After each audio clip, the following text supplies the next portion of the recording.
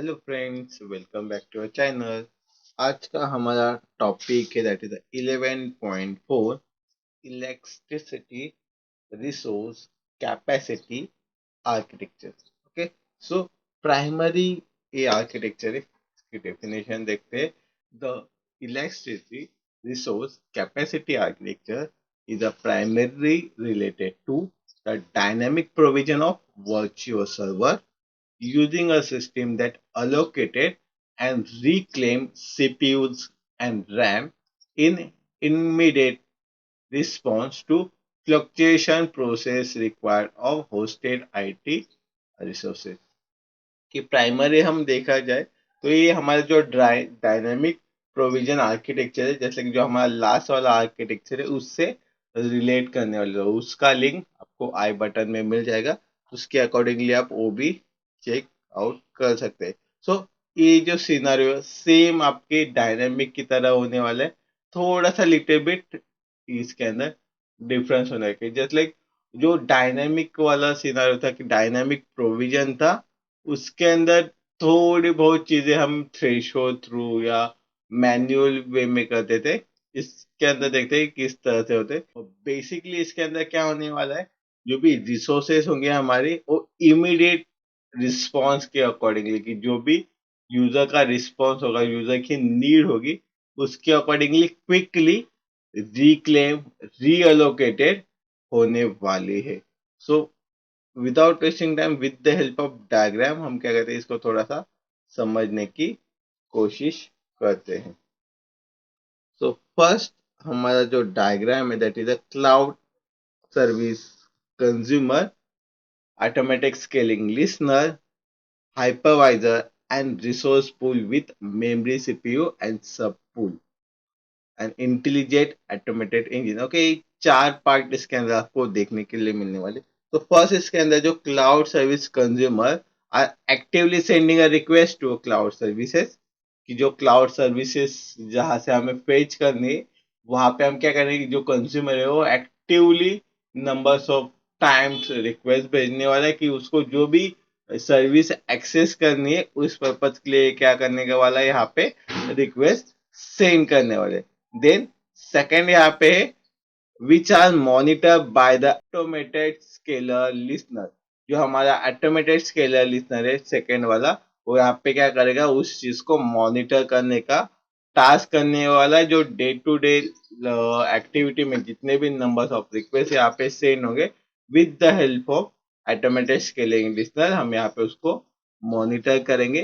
Then third, an intelligent automation engine script is deployed with a workflow logic, कि जो भी आपका work flow होने वाला, कि कितने नंबर्स ऑफ रिक्वेस्ट हमारे पास आए, उसको किस तरह से हमें हैंडल करना है, या जो भी लॉजिक हमें इम्प्लीमेंट करना है विद द यूजर रिक्वेस्ट के साथ जो भी लॉजिक हमें इम्प्लीमेंट करना है।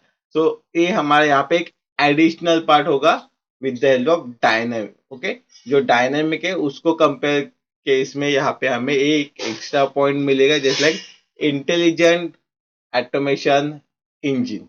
ओके, तो ये जो इंटेलिजेंट ऑटोमेशन इंजन है, यहाँ पे एक लॉजिकल स्क्रिप्ट इसके अंदर हम लिखेंगे, कि उसके अकॉर्डिंगली जो भी लॉजिक होगा, कि हमें कितना इंक्रीज करना है या कैसे अलोकेटेड करना है, कितना अलोकेटेड स्पेस करना है, ये सभी चीजें हम इसके अंदर लॉजिक के अंदर डिफाइन करेंगे। And then according to that, that is capable of notifying and resource pool using an allocation request। जो भी लॉजिक होगा उसके अकॉर्डिंगली हम क्या करेंगे, नेक्स्ट फोर वाले जो रिसोर्स पूल के अंदर सीपीयूज मेमोरी कितना अलोकेटेड करना है, कितनी रिक्वेस्ट पास ऑन करनी है, और रिक्वेस्ट हम यहाँ पे पास ऑन करेंगे। देन एक बार रिक्वेस्ट पास ऑन हो गई, numbers of resource add on हो गए, तो उस सिनारियो में देखते हैं नेक्स्ट। यहाँ पे हमारे थ्री रिक्वेस्ट है, यहाँ पे जैसे कि नंबर्स ऑफ रिक्वेस्ट हमारे बढ़ गए, कि जो क्लाउड कंज्यूमर है, the cloud service consumer are request is increase, कि जो भी रिक्वेस्ट है नंबर्स ऑफ यहाँ पे बढ़ने वाले, कि अकॉर्डिंग टू हमारा जो नेटवर्क है, नेटवर्क बढ़ने के बाद ऑब्वियसली हमारे कंज्यूमर्स क्लाइंट बढ़ने वाले, तो उसके अकॉर्डिंगली उनके रिक्वेस्ट यहाँ पे बढ़ने वाले. तो causing of that the automated scaling listener to signal the integrated automated engine to execute the script. यहाँ पे जो हमारा ऑटोमेटेड स्केलिंग लिसनर है वो हमारे इंटेलिजेंट ऑटोमेटिक इंजन को क्या बोलेगा कि जो भी स्क्रिप्ट उसके पास है, जो भी लॉजिक है, और इंक्रीजिंग और डिक्रीजिंग.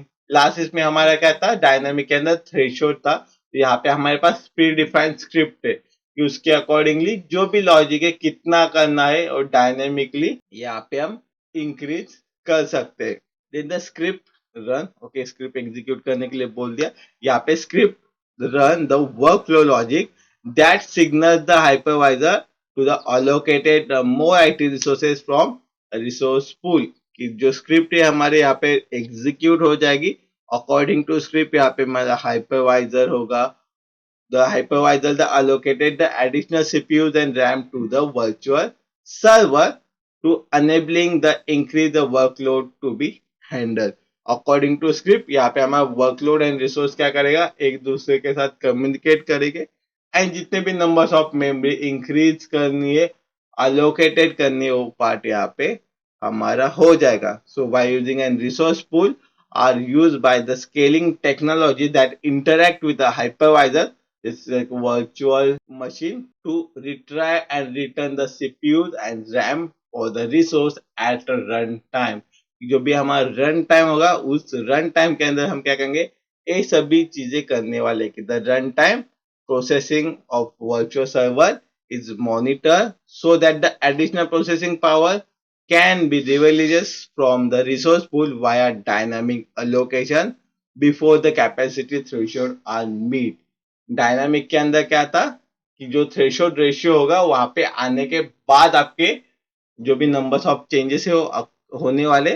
बट यहाँ पे जो इलास्टिक के अंदर क्या होगा कि वो थ्रेशोल्ड कैच होने से पहले कि हम क्या कर सकते हैं, यहाँ पे एक स्क्रिप्ट परफॉर्म करेंगे जो भी नंबर्स ऑफ रिसोर्सेस है, रिसोर्सेस यहाँ पे allocated करने वाले हैं.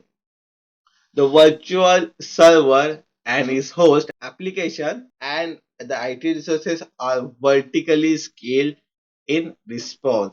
यहाँ पे एक ही चीज होने वाले जैसे तो वर्टिकल, जो हमारा वर्टिकल वाला पार्ट था डायनामिक के अंदर, सेम यहाँ पे वर्टिकल स्केल जो रिस्पॉन्स होगा वो यहाँ पे ऑक्यूपाई होने वाला है. तो उसके अकॉर्डिंगली जो हमारा इलास्टिक रिसोर्स कैपेबिलिटी आर्किटेक्चर होगा इस तरह से वर्क होने वाला है. देन लास्ट इसके अंदर हम पार्ट देखते हैं कि कौन से एडिशनल आर्किटेक्चर हमने इसके अंदर देखेंगे.